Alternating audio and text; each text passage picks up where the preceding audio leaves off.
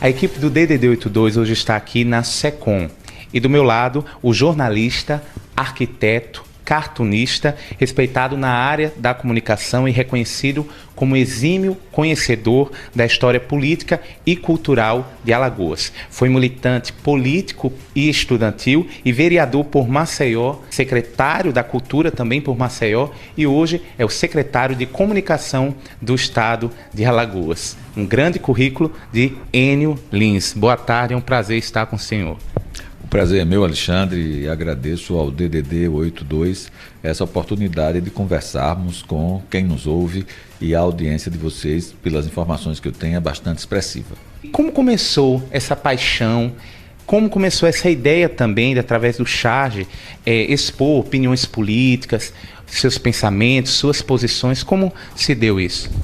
Bom, dizem que todo adulto que desenha, na verdade, é uma criança que não parou de desenhar, não é? Porque toda criança desenha, isso é uma forma de comunicação. Antes da criança saber escrever, ela já desenha, ela já rabisca algumas coisas, ela já coloca um pouco do que quer dizer quando não tem ainda conhecimento das primeiras letras. A maioria das pessoas para, na medida que aprende a escrever, e outros vão adiante, né? Talvez porque não aprendeu direito a escrever, que é o meu caso.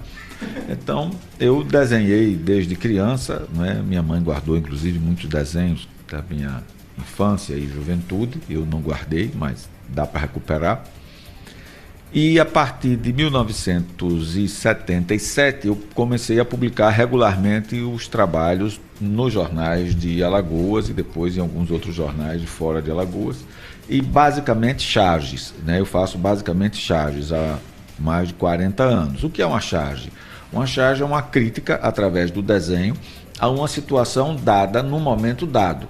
Ela difere do cartoon, porque o cartoon ele não tem uma data de validade, ele é feito sobre temas universais, como sexo, como violência, como meio ambiente, etc. No caso da charge, normalmente é o quadro político de um determinado momento. Tanto que, passado alguns anos, parte das charges ela fica irreconhecível, intraduzível, porque os personagens não são mais o mesmo, a situação política mudou, as pessoas não se lembram mais daquilo que motivou aquela charge. Então a charge ela tem um tempo de validade curto. A maioria dos jornais, na época da imprensa escrita e impressa de grande circulação forte, os jornais, na maioria dos seus casos, diários, todos tinham pelo menos um chargista diário. Eu fui, durante a minha vida quase toda nas redações, chargistas diário. Tive situação onde durante muito tempo eu trabalhei fazendo 2 desenhos por dia. Eu fazia, por exemplo, a charge e fazia a ilustração da coluna Cláudio Humberto, durante muitos anos que trabalhei na Gazeta de Alagoas. Como jornalista bastante respeitado aqui em Alagoas, como você enxerga a atual situação do jornalismo, quando até mesmo grandes jornais, de grandes emissoras em todo o Brasil, caindo muitas vezes num descrédito com a população, também a propagação de muitas fake news através das redes sociais.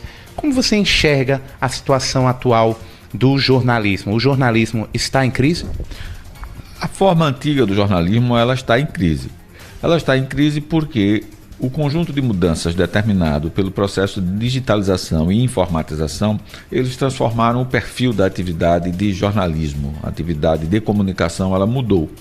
Mas não é nada do outro mundo, não. Sempre se teve mudanças, só que elas eram mais lentas. Por exemplo, durante quase 5 séculos, 4 séculos com certeza, a imprensa escrita, impressa, foi o que determinou as normas do jornalismo, desde que Gutenberg imprimiu a sua Bíblia de Mogúncia aí pelo século XVI, no início dos anos 1500, perto do descobrimento do Brasil.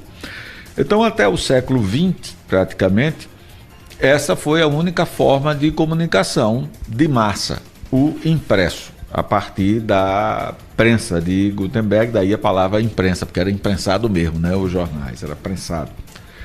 Quando surgiu o rádio, já foi uma grande transformação. Então a imprensa escrita morreu.